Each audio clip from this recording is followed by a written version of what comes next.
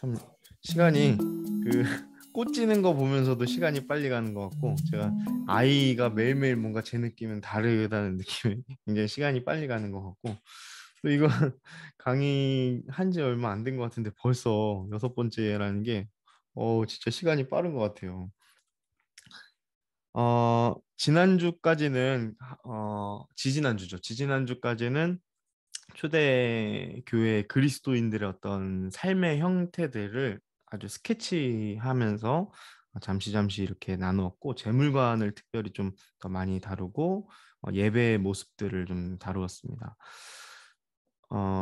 오늘은 이제 다시 또 한 번 더 채색을 하면서 핍박의 역사를 좀 살펴보려고 하는데요. 사실 초대교회의 가장 단연코 두드러지는 특징이 있다고 한다면 바로 이 핍박과 박해라고 말할 수 있을 것 같습니다. 요한계시록 17장 4절에서 6절 말씀 보면 사도 요한이 반모섬에 유배되어서 하나님께서 보여주신 그 환상들을 보면서 특별히 마지막 환란 날의 때에 받을 어떤 그 고통과 고난들에 대해서 우리가 시기는 구체적으로 이렇게 우리에게 알려주진 않았습니다만 하나님께서 그러한 마지막 때에 대한 모습들을 사도 요한에게 보여주셨죠. 사실 사도 요한도 그 반모섬이라는 곳에 유배된 것 자체가 이미 핍박을 받았다라는 것인데요. 이 핍박의 역사 속에서 요한계시록 17장 4절에서 6절 보면은 여기 지금 큰 바벨론이라고 표현되어 있는 여자, 땅의 음녀라고 표현되어 있는 이 여자가 6절 말씀에 보면 내가 보면 이 여자가 성도들의 피와 예수의 증인들의 피에 취한지라라고 되어 있어요. 그러니까 지금 이 피에 취하다라는 것은 굉장히 큰 핍박과 탄압을 의미하겠죠. 핍박과 탄압. 네. 그래서 또 요한계시록의 장르적인 특징이 또 무엇이 있냐면 사도 요한이 환상을 보고 하나님의 환상을 이렇게 우리에게 묵시적 환상을 우리에게 지금까지도 기록된 성경으로 알려줌과 동시에 장르가 소아시아에게 보내는 편지의 형태로도 되어 있죠. 2장과 3장의 말씀 보면 특별히 소아시아의 핍박들이 또 굉장히 많았다라는 것을 오늘 좀 살펴보려고 합니다. 그래서 이 핍박의 역사는 급속도로 진행이 되었어요. 네, 굉장히 큰 빠른 속도로 어, 진행이 되었습니다. 그도 그럴 것이 나사렛의 예수를 메시아로 믿는 이들이 굉장히 많이 마이너했었고 굉장히 적었었지만 그리스도인들이 예수님의 부활과 승천 이후에 급속도로 전파하게 되면서 복음 전파의 확산세만큼이나 핍박 역시 급속도로 이루어졌다. 이 두 가지는 같이 같다라고 해도 무방할 것 같습니다. 특별히 로마의 지배를 받았던 시기였기 때문에 1세기부터 이제 쭉 이어지는 세기까지요. 특별히 로마의 지배를 받으면서 로마 황제들은 자신들을 신으로 추앙하고 자신들을 숭배하라는 황제 숭배 사상을 강요했었죠. 그렇지만 예수님을 믿었던 초대교회 성도들은 자신의 생명이 예수님께만 속해 있다라고 고백을 하면서 입에서 입으로 그렇게 그리스도인들이 더욱더 많이 전파가 되게 됩니다. 오히려 핍박을 당하면 당할수록 어떻게 했죠? 네, 복음 전파는 더욱더 강력한 촉진제가 되어서 하늘의 소망을 가지고 살아가는 사람들로 하여금 어, 더욱더 복음 전파에 힘쓸 수 있도록 했죠. 너무 핍박이 심해지다 보니까요. 우리가 또 이 초대교회 특징이라고 말할 수 있는 또 하나가 있습니다. 그것이 바로 이 카타콤입니다. 지하 무덤이죠. 어떻게 보면 무덤인데 사람들이 살지 않는 그 무덤 속으로 자신들의 삶이 들어가게 되는 경우입니다. 로마의 박해 속에서 지상에서 더 이상 살 수가 없으니까 이 안으로 들어가게 되죠. 심지어 어떤 그 사람들은 지하 무덤, 이 카타콤에서 신앙을 지키며 살다가 보니까 그들이 부모가 되고 그들도 이제 자녀를 낳죠. 자녀를 낳는데 어떤 사람들은 일생을 지하에서 태어나서 지하에서 죽었던 사람도 있다라는 그런 이야기도 전해지고 있습니다. 네, 그래서 지하 무덤에서 태어나서 그곳에서 삶을 마감하기도 하는. 네, 여기 카타콤은 다양한 곳에서 특히 이제 있는데 카타콤이 지하 한 6m에서 20m 정도의 깊이의 동굴이래요. 동굴 형식으로 되어 있고 폭이 여기 요 사진 보시면 아시다시피 굉장히 폭이 1m도 안 된다고 합니다. 그래서 굉장히 폭이 좁고 그런 것이 특징이라고 하더라고요. 지하 무덤으로 숨어야만 했었던 이유는 일단 무덤이었기 때문에 사람들이 뭐 여기 무덤을 파헤쳐 본 경우는 거의 이제 없지 않습니까? 그래서 그런 것도 있고 이런 특징들 폭이 좁고 너무 복잡하고 이러니까 숨어버리면 찾기가 어려웠다고 해요. 그래서 이 카타콤에 실제로 어, 20년 전인가 30년 전에 한 일본인 관광객 부부가 여기 들어갔는데 로마에 있는 카타콤을 들어갔다가 나오는 길을 못 찾아서 사망한 사건이 이게 뉴스로 나올 정도로 굉장히 그 정교하고 복잡하고 길이 굉장히 복잡하다라고 알려져 있습니다. 그래서 1, 2세기를 중심으로 약 300년 동안, 그러니까 콘스탄틴 대제라고 불리는 그 콘스탄티누스 황제가 313년에 기독교를 시키고 또 372년에 데오도시우스 황제가 기독교를 국교로 만들죠. 네, 이 시기가 오기 전까지는 우리가 그냥 크게는 뭐라고 대부분 얘기하냐면 로마의 박해식이라고 말을 합니다. 그래서 여기에는 우리가 이제 오늘 살펴볼 10대 박해, 기독교의 10대 박해를 주도했던 왕들, 네, 왕들이 이 앞에 있는 거죠.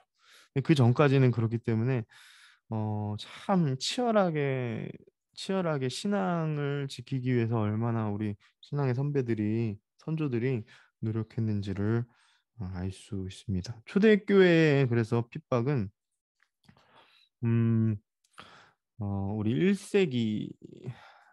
1세기에 이제 네로 황제로부터 이제 시작이 됩니다. 네, 대부분 이제 네로 황제부터 어, 로마 제국 중 1세기 그 박해는 네로 황제로부터 이제 대부분 말을 시작을 합니다. 그래서 저도 이제 네로 황제부터 좀 살펴보려고 하는데요. 기독교 핍박의 역사를 살펴볼 때 거의 뭐 독보적입니다. 이 네로 황제. 요 사진 보시면 요게 지금 그 하늘이 빨갛죠. 빨갛습니다.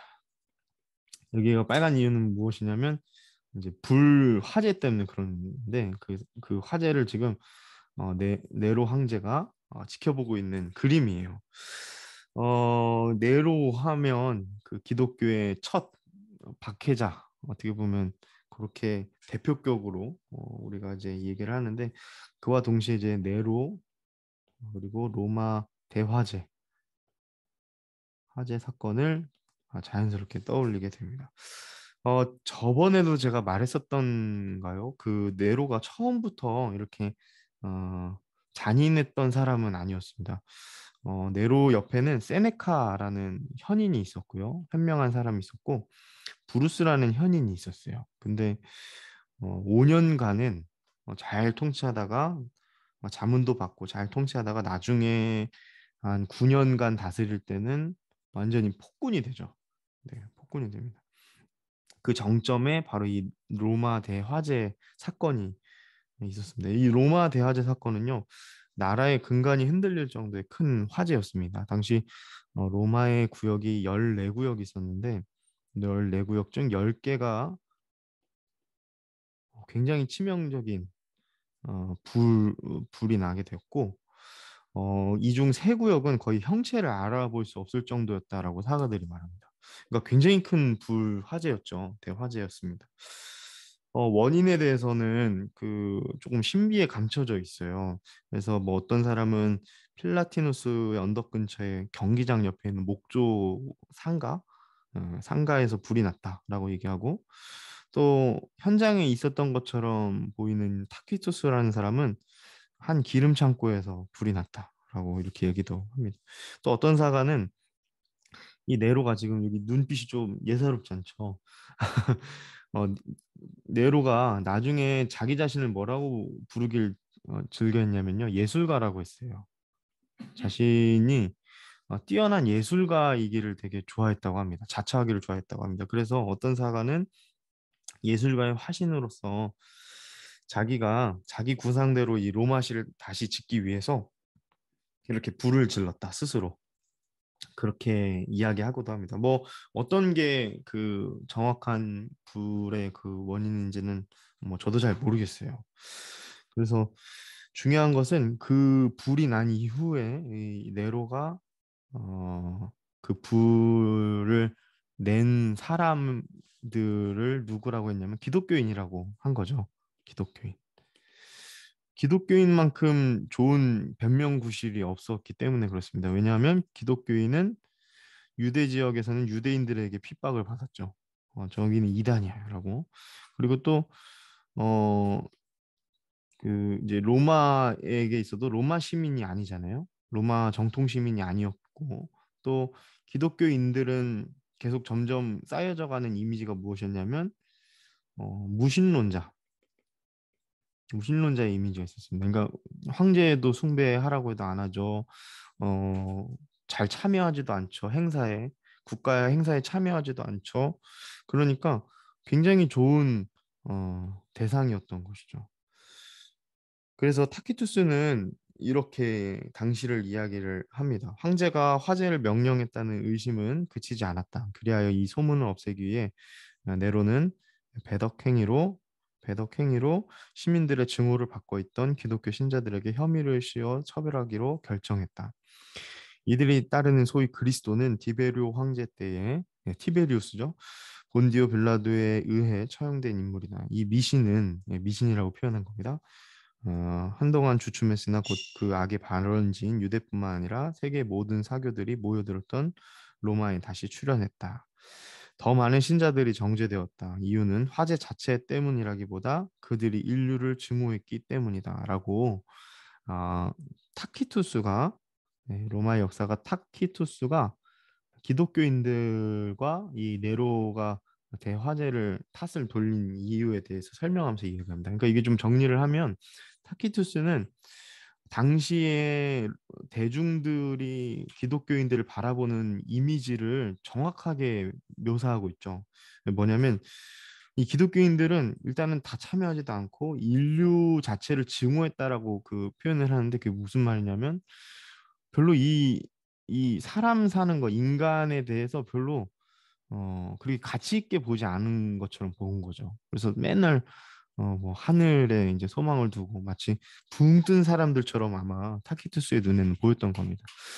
이러한 이미지가 이러한 어떤 사람을 바라보는 그런 태도들이 비단 타키투스와 네로뿐만 아니라 점점 대중화되어 가게 되죠. 사람들의 미움을 받게 되는 거죠.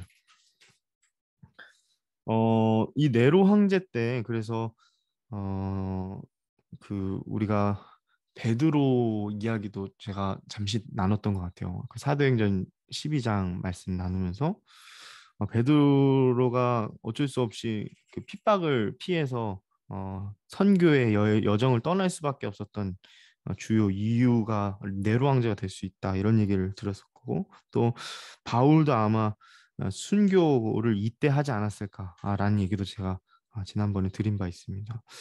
또 교회사적으로 그래서 볼 때 조금 우리가 염두에 두고 생각할 수 있는 게 베드로, 뭐 야고보는 이미 순교했죠.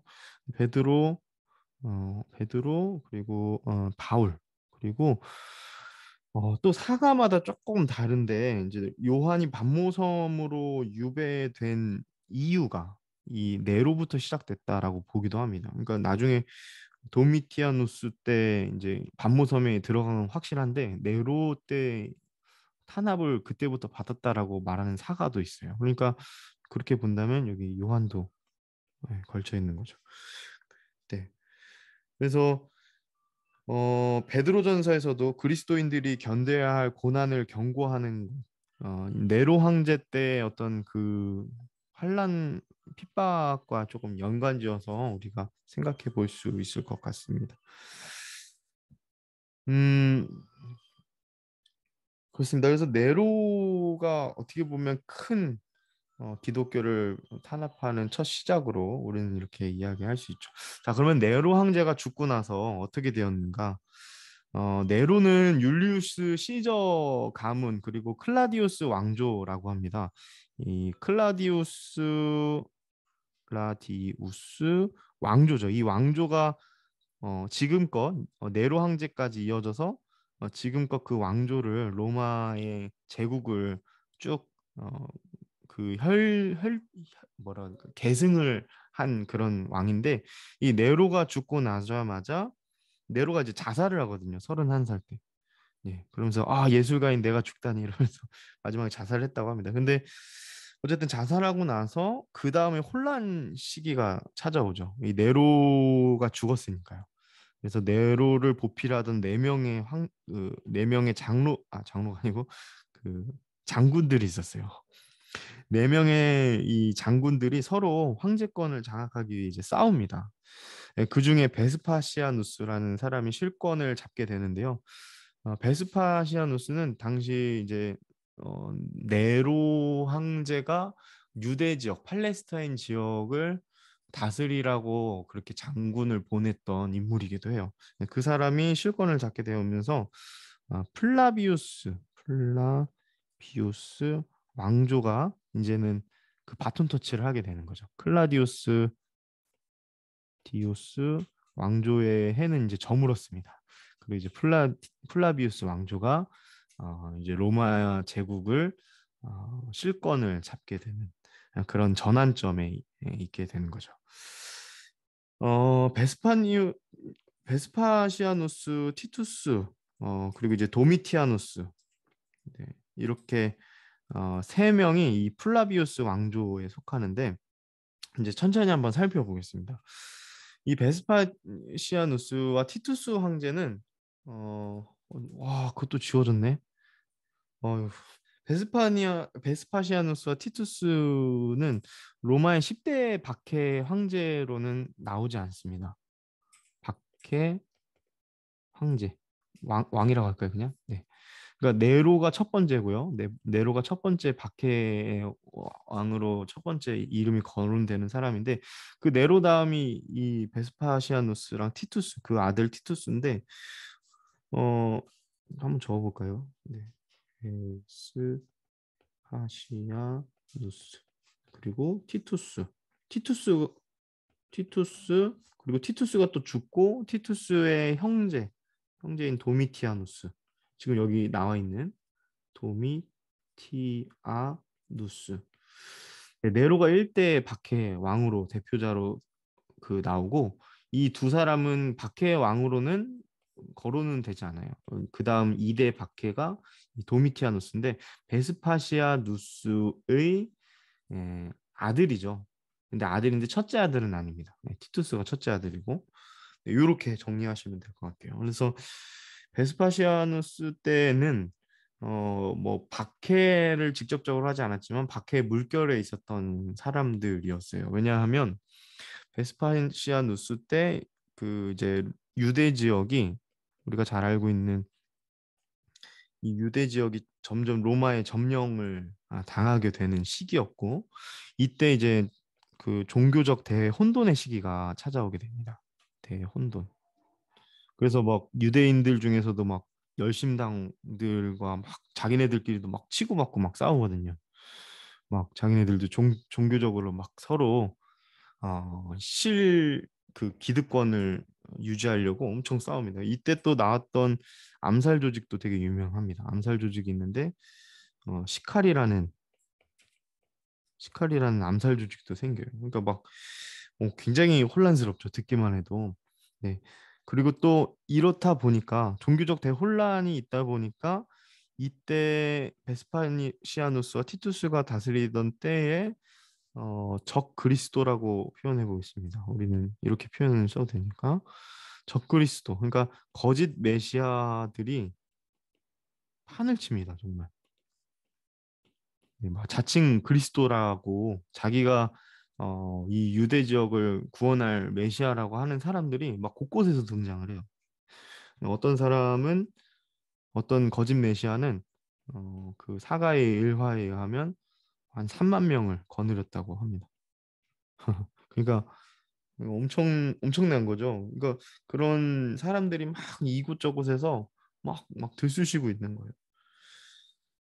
그리고 심지어 어떤 이제 그 이 티투스라는 황제는 자신을 메시아라고 강요했습니다. 강요. 누구한테 강요했냐면 유대인들에게 너희들이 찾는 그 메시아가 바로 나야라고 그렇게 황배 숭배를 강요하면서 종교적으로도 그렇게 이야기를 했다고 합니다. 뭐 제가 보기에는 이것은 정치적으로 그랬던 것 같아요. 그래서 워낙 혼란스러웠기 때문에 그리고 또 예루살렘 함락이 또 있기 때문에 그렇게 이야기를 했던 것 같아요. 어, 그래서 이 티투스라는 베스파시아누스가 이제 죽기 전에 공동으로 왕으로 다스리다가 이제 이 베스파시아누스가 티투스에게 뭘 맡기냐면요. 예루살렘 함락을 맡깁니다. 예루살렘, 예루살렘을 점령을 하라고 해요. 그러면서 그 임무를 맡아서 티투스가 갈 때 베스파시아누스가 죽게 됩니다. 그러면서 자연스럽게 티투스가 왕이 되는데 이때 보면은 우리가 뭐 조금 통계치를 그 좀 다 믿을 수는 없지만 약 100만 명의 유대인이 죽었습니다. 지금 제가 요거를 왜 계속 얘기하냐면 그때가 얼마나 혼란스러운지를 이야기를 지금 드려야만 우리가 이야기를 할 수 있을 것 같아서 어, 이것도 안 썼구나. 그래서 요세푸스를 제가 자꾸 그 이야기를 드리는데 요세푸스는 뭐라고 했냐면 그 이러한 지금 뭐 100만 명의 유대인들이 죽임을 당하고 뭐 9만 7천 명의 유대인들이 노예로 전락하는 이 티투스에 의한 예루살렘 점령의 시기를 가리켜서 마태복음 24장 15절 말씀을 연관지어서 그 사람이 그 당시 그렇게 기록을 했어요. 그러므로 너희가 선지자 다니엘이 말한 바 멸망에 가증한 것이 거룩한 곳에 선 것을 보거든. 네, 그것이 예언의 성취로 이 예루살렘 멸망을 이야기를 어, 했습니다. 그래서 제가 조금 더 읽어드리면 로마 군인들은 형체를 알아볼 수 없는 폐허 위에 동문 쪽으로 독수리 기장을 세워놓고 거기다 제사를 드리고는 열광적인 기쁨의 함성으로 티투스 임페라토, 티투스 임페라토를 외쳤다. 네, 티투스 임페라토는 황제 티투스라는 뜻입니다. 이로써 멸망에 가증한 것이 거룩한 곳에 서리라는 예언이 성취되었다라고 이야기를 합니다. 네, 그러니까 이제 이 사람들은 기독교인들을 직접적으로 핍박하진 않았지만 굉장히 종교적 대혼돈의 시기를 그 물결을 했던 황제로 우리가 기억하면 될 것 같습니다. 음, 또 베스파시아누스. 저 여기 지금 이미지가 하나가 삭제가 돼가지고 제가 여기다 그냥 쓰겠습니다. 베스파시아누스 때 또 티투스에게 또 하나 어, 물려준 게 하나 있어요. 그게 바로 뭐냐면 이걸 보여드려야 되는데 콜로세움입니다. 콜로세움. 로마에 가면 콜로세움을 꼭 가봐야죠. 근데 그 콜로세움이 이제 경기장이죠. 원형 경기장인데 콜로세움을 세운 이유가 있습니다. 왜냐하면 지금이나 예나 지금이나 똑같은 것 같아요. 사람들의 시선을 돌릴 수 있는 가장 좋은 방법은 사람들을 즐겁게 하는 것들을 로 시선을 돌리는 것 같아요. 그래서 베스파시아누스가 본격적인 탄압과 어떤 그런 자신의 그 세력을 확장하면서 그런 일들을 하면서 동시에 콜로세움을 짓습니다. 이게 나중에 이때 베스파시아누스는 다 못하고 죽고요. 티투스가 그거를 이어받아서 90년 경에 다 짓게 돼요. 근데 이 콜로세움은 나중에 어떤 역할을 합니까? 나중에 사나운 맹수, 성난 황소, 다양한 유의 어떤 그 짐승들을 이 안에 풀어놓고 기독교인들을 죽이는 유희의 장소가 됩니다. 네. 사람이 죽는 모습을 보면서 희열을 느낀다는 건 음, 얼마만큼 그들이 잔인함에 스스로 노출을 하게 했는지. 사실 그 시발점이 베스파시아누스와 티투스라는 거죠. 그러니까 이 사람들은 로마의 10대 박해 왕이 들지 못하지만 저는 아주 나쁜 일들을 했다라고 저는 생각합니다. 네, 베스파시아누스도 죽었습니다. 결국 네, 시간 앞엔 장사가 없죠. 그리고 또 티투스도 죽게 됩니다. 그리고 나서 도미티아누스라는 사람이 등장합니다. 이 도미티아누스는 기독교인들을 박해를 해요. 근데 박해하는 이유가 뭐냐면 로마의 어, 영광을 위해서 그렇게 합니다.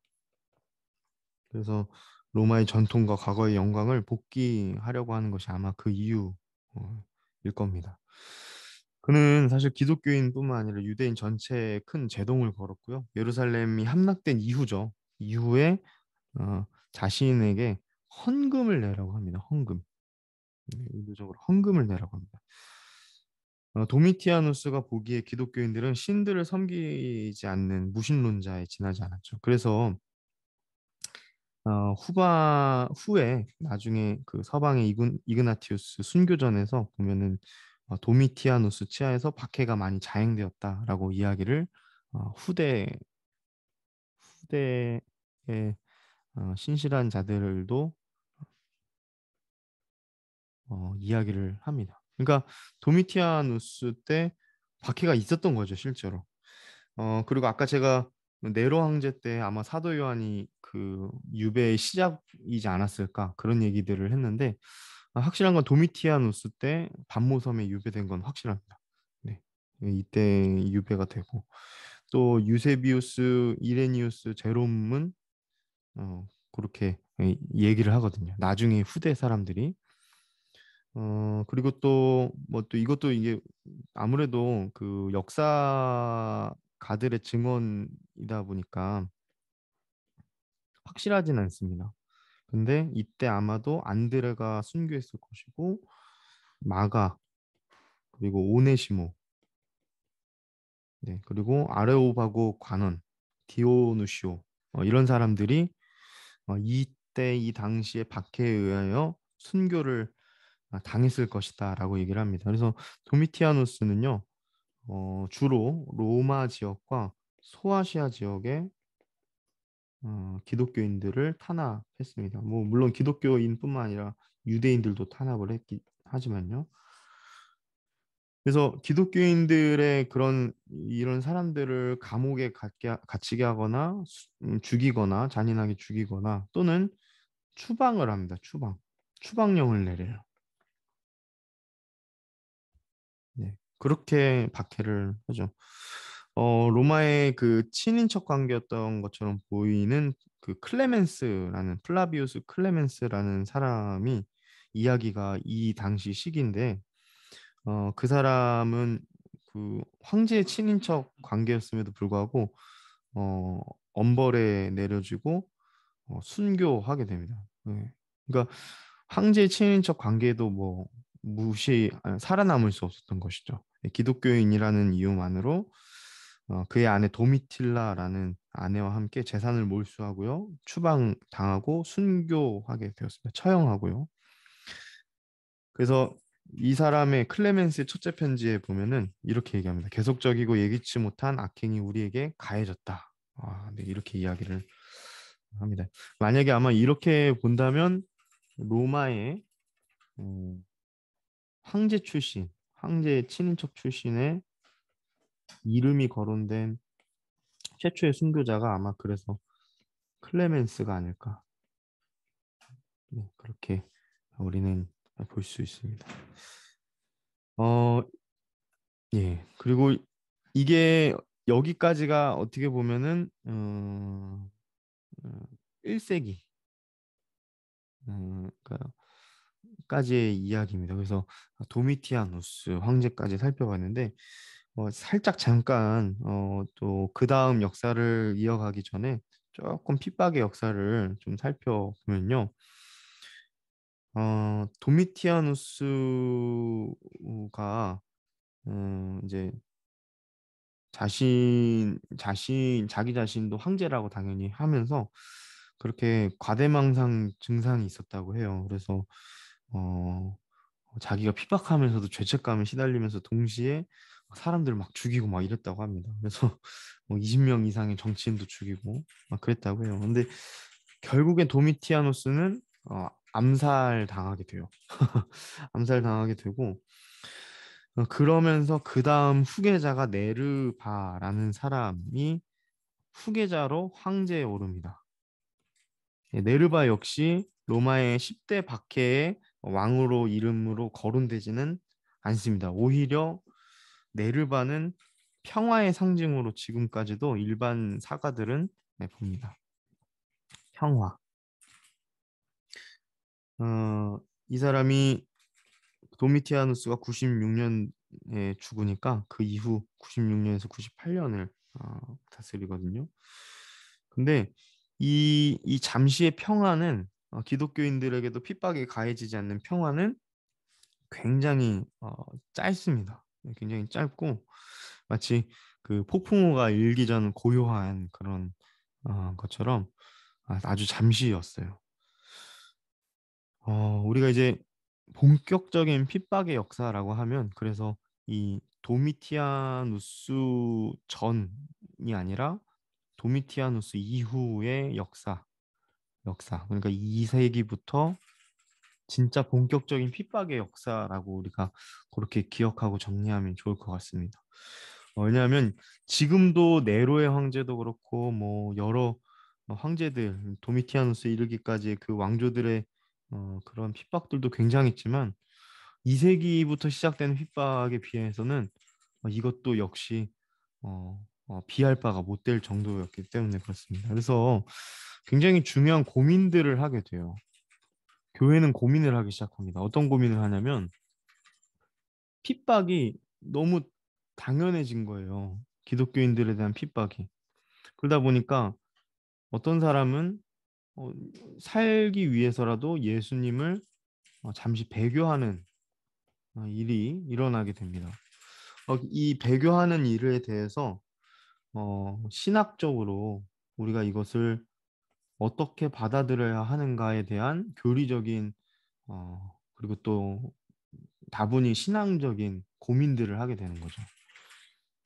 그래서 한 번 배교해서 살아남은 사람이 다시 예수님을 믿겠다고 교회에 왔을 때 이 사람들을 받아들여야 하는가 말아야 하는가 이런 고민들을 이 당시에 하게 됩니다. 그리고 또 두 번째 특징은 2세기 핍박의 역사가 시작되면서 순교에 대한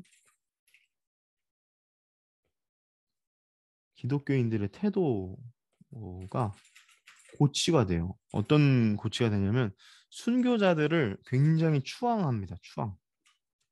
성인이라고 불려요. 그래서 세인트 이렇게 ST 점 이렇게 해가지고 아마 음, 카톨릭 쪽이나 로마 정교회나 이런 데서 성인들 이름 보시면 세인트라고 부르는 사람들은요 다 이제 순교했던 사람들이에요.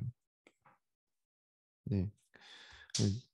그래서 거룩한 성인으로 추앙을 받게 되고 이 사람들의 이 사진도 보시면 아시겠지만 지금 이렇게 뭔가 동그라미가 있죠. 이거는 이제 어떤 빛을 얘기하는 거거든요. 다른 사람들과는 다르게 빛이 나는 걸 표현을 하는 거예요. 이러한 순교자들에 대한 어떤 높은 추앙들이 사실 이때 워낙 핍박을 개의치 않고 그 죽음을 각오했던 사람들을 그런 태도, 삶의 태도를 그렇게 높이다 보니까 이런 문제들도 생기게 되는 거죠. 필연적으로 생기게 되는 겁니다.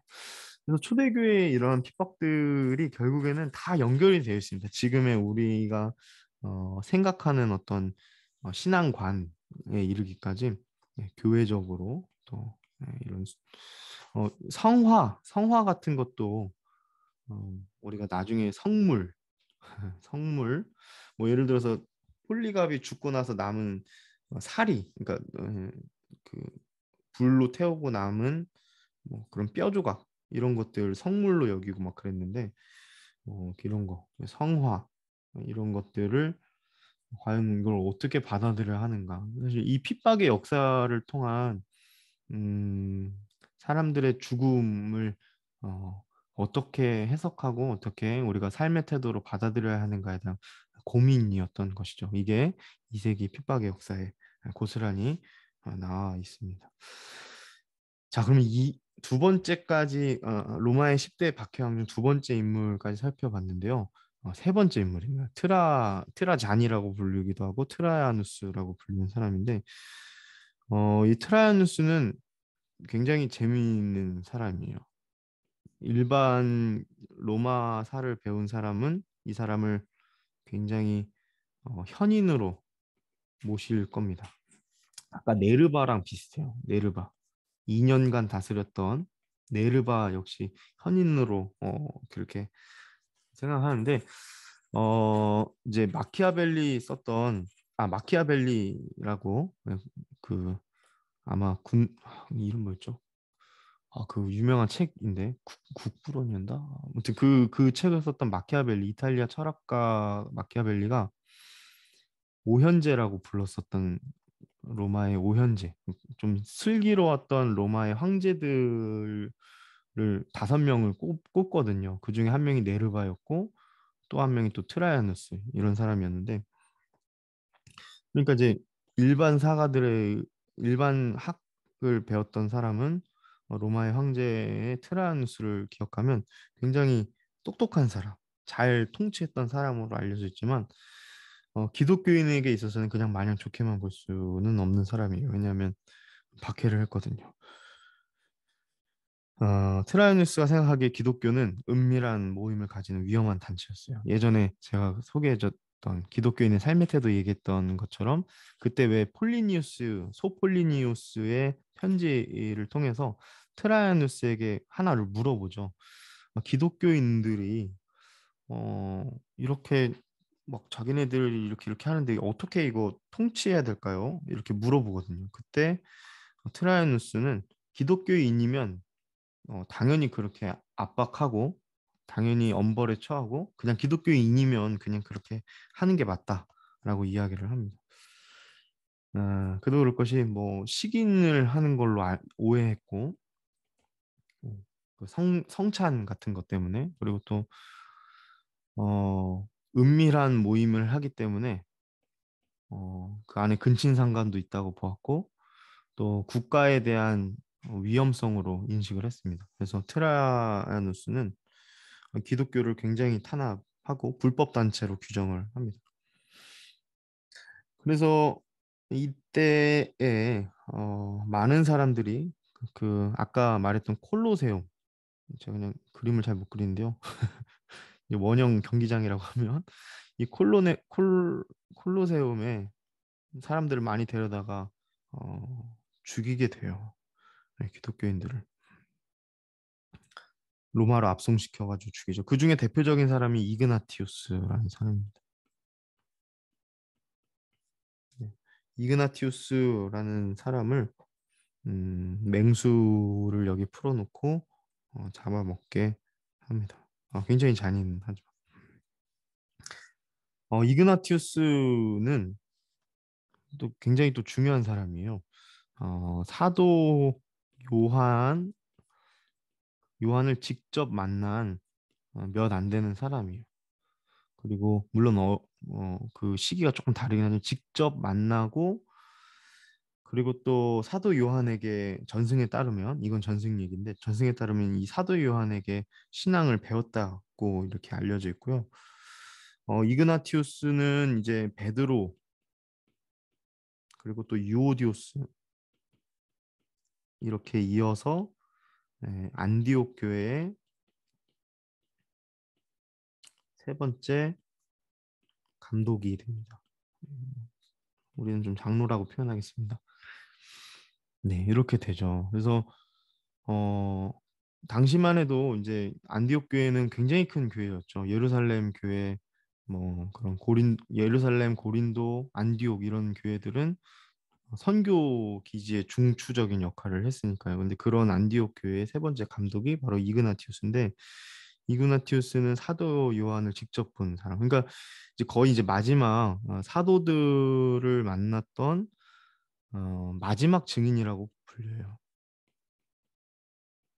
예.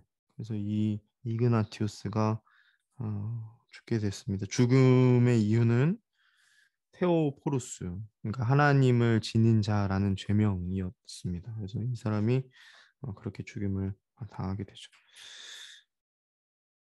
이그나티우스는 또 다른 의미에서 또 중요한데요. 이그나티우스가 한 7개의 서신을 남겼다고 합니다.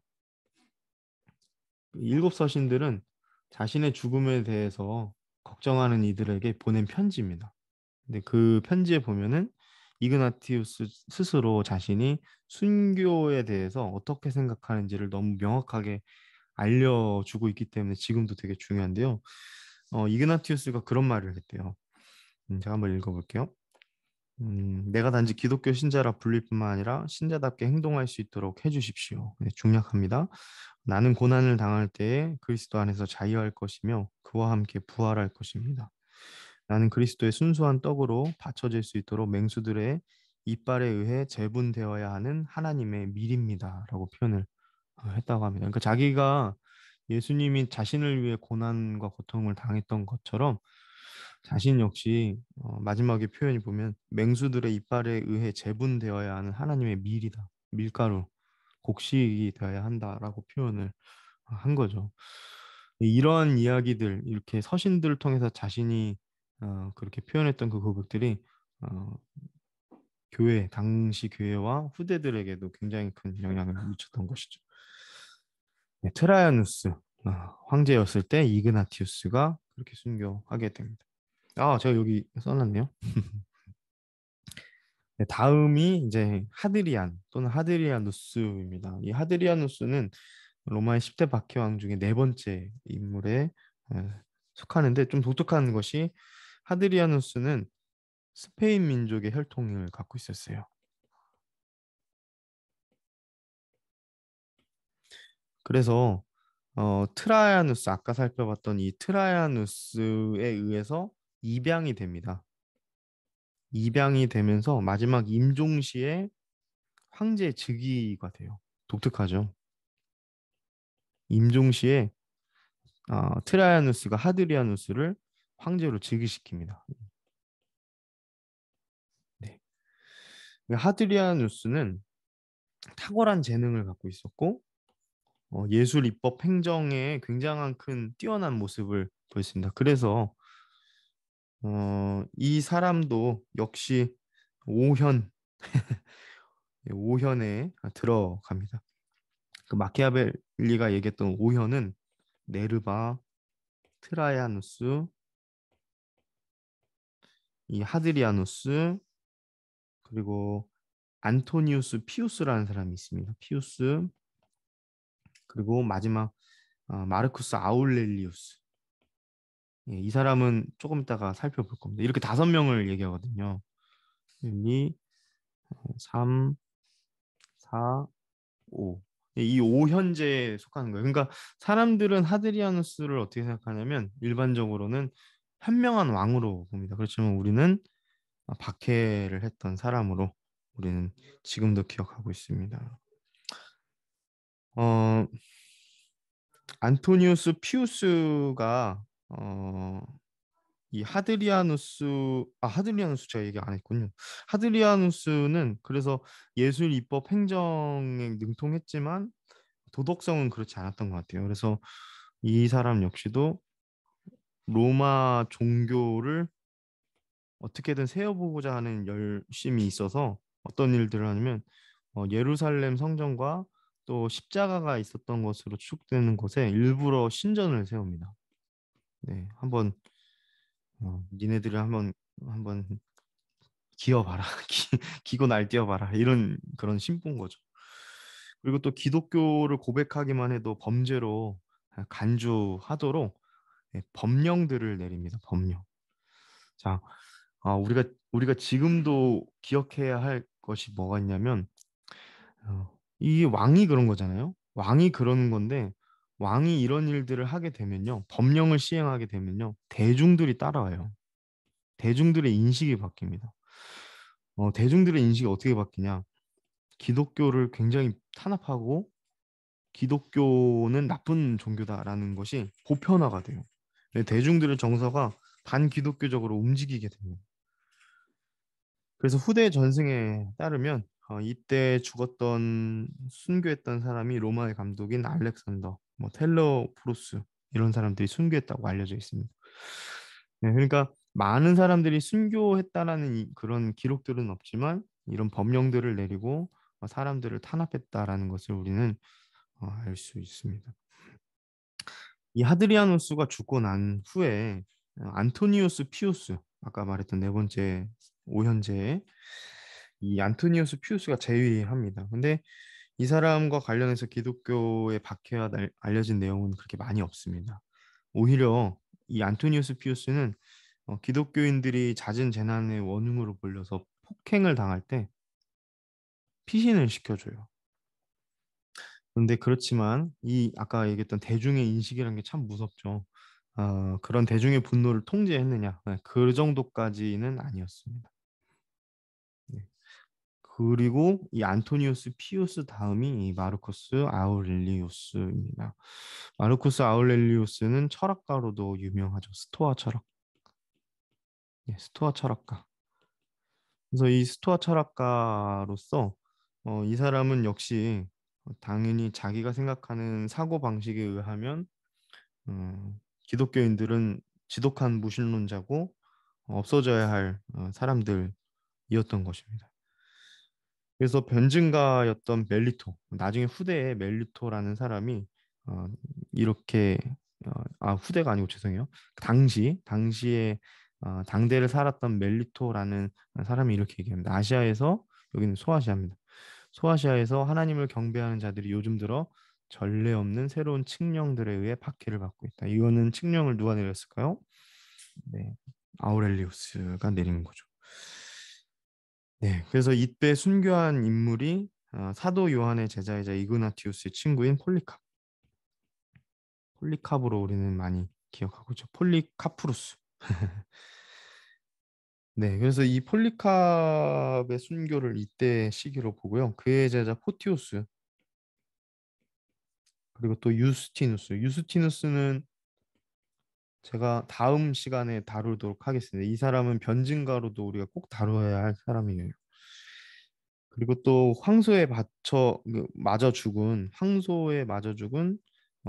그 블랑딘드라고도 부르고 그런 그 젊은 부유한 계층의 귀족 가문의 여자가 있어요. 이 당시에 죽었다고 알려져 있고요.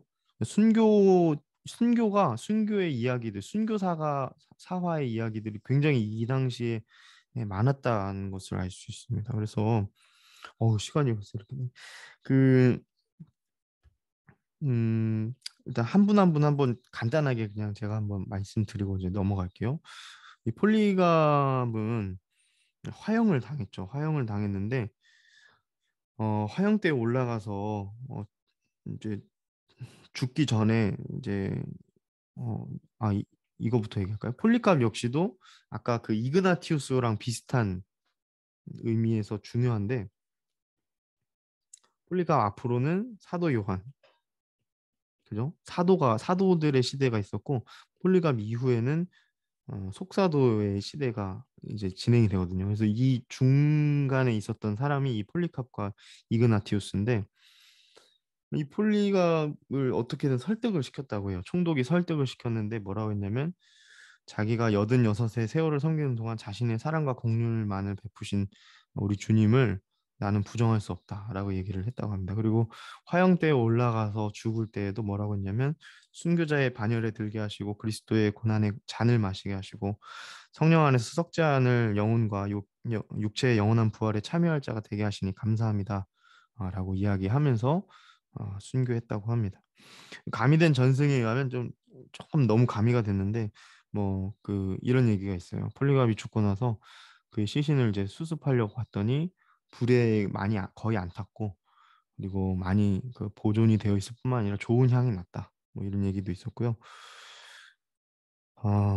네, 뭐 어찌됐든 중요한 교회를 역시 교회를 이끌었던 사람들의 순교가 계속해서 이어지는 모습을 우리가 살펴볼 수 있습니다. 그의 제자 푸티우스 역시 온갖 고문을 나중에 당하고 지하 감옥에 던져진 후에 불과 2일도 안 돼서 죽게 되었다고 합니다. 아까 제가 아까 뭐라고 읽었었죠? 블랑딘드라고 읽었었죠. 블랑딘드 이 황소에 그 들이받쳐가지고 죽게 된 블랑딘드. 저는 이 블랑딘드 예전에 19년도에 바이블 아카데미 순교사열전 다루면서 이야기를 했었는데 음, 블랑딘드는 여자고요. 또 젊은 귀족이었어요. 근데 이 블랑딘드가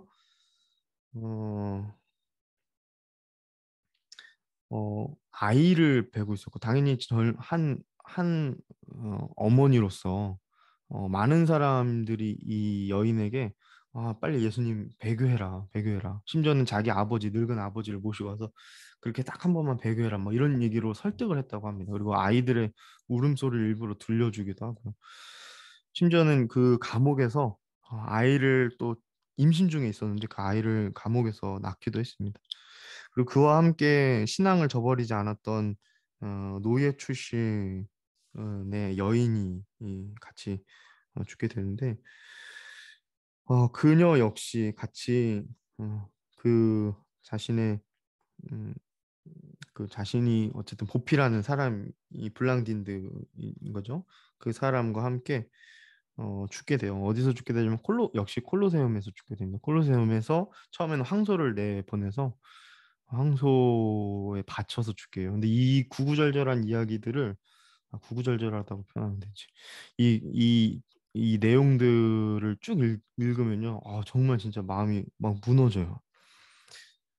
어, 그래서 처음에 그 황소가 받았는데 죽지 않아서 나중에 이제 맹수들에 의해 이제 잡혀 먹게 되는데 마지막에 제가 지금 그 이름을 좀 또 까먹었는데 그 노예 출신의 그 사람과 함께 어, 마지막에 이제 서로 입을 맞추고 결국 이렇게 맹수에게 잡혀 먹히게 되거든요. 아, 네, 그렇습니다. 그래서 거의 뭐 여인의 어떤 몸으로 견딜 수 있는 그런 모든 것들을 겪고 고문들을 겪고 그렇게 초인적인 힘으로 버티다가 결국에 이제 순교하게 되는. 또 이 당시에 마르쿠스 아울렐리우스 때 또 폰티쿠스라는 15살의 소년의 순교도 있어요. 어, 예수님을 향한 고백을 저버리지 않고 있다가 결국에는 죽고요. 그 시신을 아주 그냥 그 되게 이렇게 다 시즌을 해서 어떻게 하냐면 강물에 흘려 보냅니다. 왜냐하면 사람들이 또 그 시신을 수습해서 또 이렇게 추앙할까 봐 로마 당국에서는 그렇게 하는 거죠. 네, 얼마나 잔인한지. 음, 그렇습니다. 그래서 그렇게 많은 사람들이 죽고요. 또 이 마르쿠스 아울렐리우스 때 그 리옹의 무명의 신자들도 죽음에 대해서 우리가 또 알려져 있는 것들이 있는데 리옹의 기독교의 순교자들을 어떻게 죽였냐면 그냥 단순히 화형에 처하는 것이 아니라 막 이곳저곳을 찌를 수 있는 통 구이에 이렇게 넣어서 찌르고 그 피가 이렇게 내려갈 거 아니에요. 그러면 거기에 밑에 불을 대가지고 무슨 음식을 만들듯이 그렇게 사람을 죽이고요. 참 말할 수 없는 각종 그 고문 도구가 쓰였다라는 것을 우리가 알 수 있습니다. 음, 네. 그리고 또 참 그럼에도 불구하고 신앙을 저버리지 않았다라는 것을 우리는 알 수 있습니다. 한 예로 좋은 가문에서 자라난 심포리누스라는 청년이 있었어요. 그 청년이 큐벨레 신상에서 절하는 것을 거절하다가 참수형을 언도받았을 때 그 엄마가 이렇게 그를 부르면서 말했대요. 아들아, 마음을 굳게 먹고 죽음을 두려워하지 말아라. 하늘을 다스리는 분을 바라보아라. 오늘 내 생명은 내게서 취해지는 것이 아니라 복된 교환에 의해 청상의 생명으로 이전되는 것이다. 이렇게 얘기했다고 합니다. 네, 오늘은 여기까지 살펴봐야 될 것 같습니다. 그래서 로마의 10대 박해왕 중에 다섯 번째 인물까지를 살펴봤는데 septimius 세베루스는 다음 주에 쭉 더 살펴보도록 3세기가 되는 거죠. 3세기의 순교의 역사, 핍박의 역사는 그때 또 살펴보도록 하겠습니다.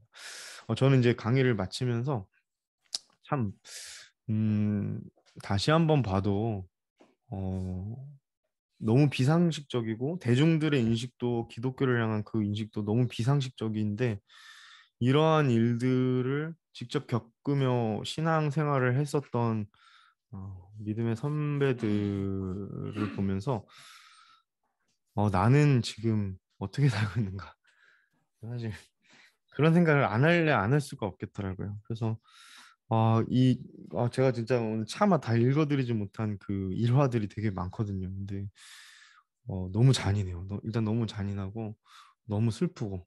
근데 이들은 그렇게 자기 자신을 생각하지 않고 영광스러운 죽음이고 하나님께서 순교자에 뿌려진 그 피로 교회를 세우셨다라는 그런 세우실 것이라는 그런 인식이 분명히 있었던 것 같아요. 나중에 후대 터툴리안이 그렇게 얘기했던 것처럼.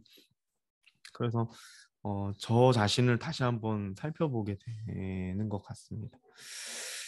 네, 어, 일단은 기도하고 마치고 궁금하신 점 제가 여쭙고 그렇게 진행하도록 하겠습니다. 하나님께서 교회를 온전히 세워가시는 그 과정들을 우리가 살펴보면서 우리 역시 우리의 신앙생활이 단순히 쉬운 길, 그런 넓은 길을 우리가 추구할 것이 아니라 하나님께서 가게 하시는 그 길이 무엇인지를 다시 한번 생각하게 하시는 것 같아 우리의 마음이 어느 정도 좀 무겁고 또 거룩한 부담감으로 받아들이지 않을 수 없는 것 같습니다. 주님, 저희들의 신앙을 다시 한번 붙들어 주시고 우리가 핍박과 고난들이 찾아올 때에 하나님 우리가 이것을 어떻게 받아들여야 할지 또 성령 안에서 우리가 이 어려움들을 어떻게 극복해 가야 할지 주님 저희와 함께 하시고 참 지혜를 우리에게 허락하여 주옵소서. 감사합니다. 예수님의 이름으로 기도합니다. 아멘.